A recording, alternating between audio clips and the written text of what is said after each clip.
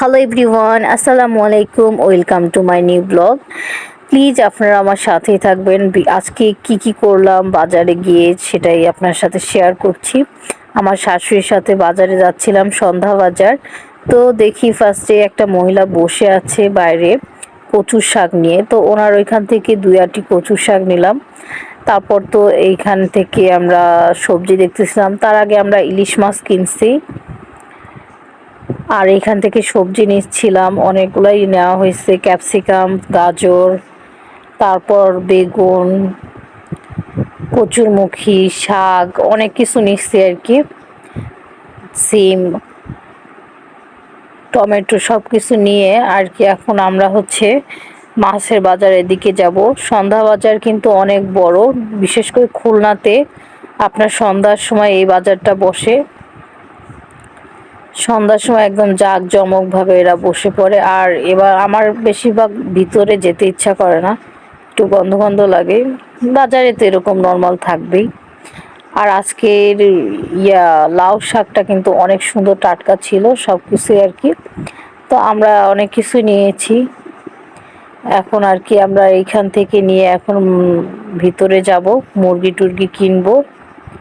এখনো মুরগি টুরগি কেনা হয়নি। ওনাকে বললাম আপনি বাজারটা রেখে দেন, তারপর আমরা যাওয়ার সময় নিয়ে যাবো না। আঙ্কেল বাজারগুলো রেখে দিচ্ছিল হিসাব টিসাব করে। আমি আর আমার শাশুড়ি চলে আসলাম মাছের এখানে। তো আমার শাশুড়ি সম্ভবত মানে যেখান থেকে কেনাকাটা করে এক দোকানে আর কি যাতায়াত করে বেশিরভাগ। আমি ওনার সাথে যেদিনই আসছি সেদিনই দেখলাম। আর এইখানে আমাদের আর কি মাছ নিচ্ছিল। তো মাছ নিচ্ছিল, তো আমরা তো আগে ফার্স্টে ইলিশ মাছ কেনা হয়েছিল, তো মাছের প্যাকেটটা আগে ঢুকাবে, তারপর আর কি এই মাছটা আর কি রাখবে, ইলিশ মাছটা, যাতে না হয়ে যায়। তো মাছের দাম কিন্তু, ইলিশ মাছের দাম কিন্তু মোটেও কমেনি। সবাই তো ফেসবুকে ছড়াচ্ছে যে মাছের দাম কমে গেছে, এই হয়েছে সেই হয়েছে, যাই দাম সেরকমই। তো আমরা নর্মালি আর কি নিছি। তো এইখান থেকে চিংড়ি মাছ দেখতেছিল আমার শাশুড়ি। তো আমরা বললাম যে যাওয়ার সময় নিব, আগে মুরগি দেখে আসি। ইনি তো এখনই নিতে বলছে দাঁড়ান আসতেছি। আর ইনি প্রচুর দামাদামি করতেছিল। চিংড়ি মাছ উপরে বড় বড় রাখছে, ভিতর নিচের দিকে ছোট ছোট। তারপর তো আমরা এখন চলে আসলাম মুরগির এই সাইডে। এখন মামনি মুরগি কিনতেছিল।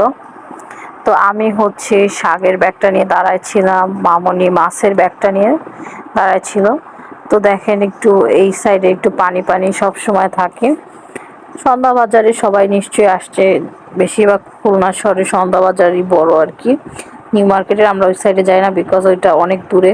আমাদের এই সন্ধ্যা বাজারই আসা হয়। আর আমাদের বাসার ওইখানে একটা মিস্ত্রি বাজার না কি যেন আছে, ওইখানে যাতায়াত করা হয়।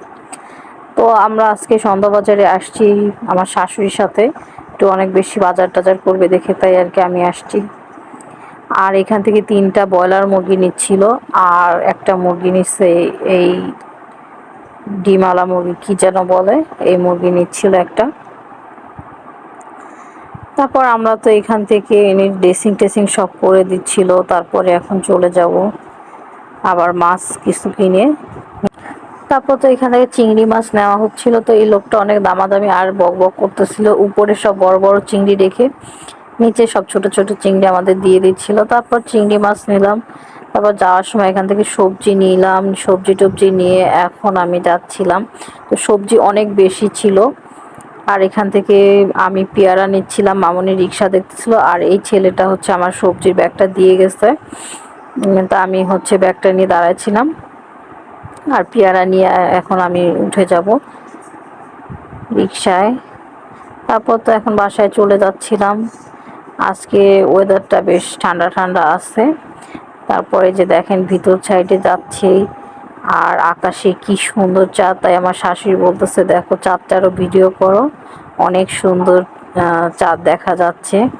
তারপর আমি চাঁদকে একটু ভিডিও করলাম। মাশাআল্লাহ চাঁদটা অনেক সুন্দর। এখন বাসায় চলে যাচ্ছি। আল্লাহ হাফেজ, সবাই ভালো থাকবেন।